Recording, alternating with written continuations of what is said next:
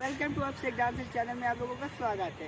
हाँ तो गाइस, हर बार की तरह आप लोगों को कुछ नया सिखाने वाला हूँ। भोजपुरी म्यूजिक डांस स्टेप जो आप किसी भी सॉन्ग या म्यूजिक पे कर सकते हैं बहुत ईजी तरह। तो देखते हैं आज का म्यूजिक कैसा है। अगर हमारा थोड़ा सा वीडियो अच्छा लगे तो प्लीज़ अपने भाई को डांस सबसे को सपोर्ट करो और चैनल सब्सक्राइब कर लेना और एक प्यारा सा कमेंट जरूर करना वीडियो कैसा है। ओके, और चलो वीडियो में मिलते हैं। और अपने दोनों हाथ ऐसे पहले खोल लेना है और ये वाला हाथ ऐसे, फिर ये वाला जो पैर है ना, ये आपका पैर ऐसे जाएगा और ये जो मेरा हाथ ऐसे है ना, ये ऐसे जाएगा। तो सिंपल सा गाइस ऐसा होना है 1 and 2 3 and 4 5 6। इसको फाइनली 6 बार करना है। तो इसके साथ में हमारा हाथ भी चलेगा। तो पहले आप पैर चलाएंगे, 1 पैर हल्का सीधा होना चाहिए ऐसा,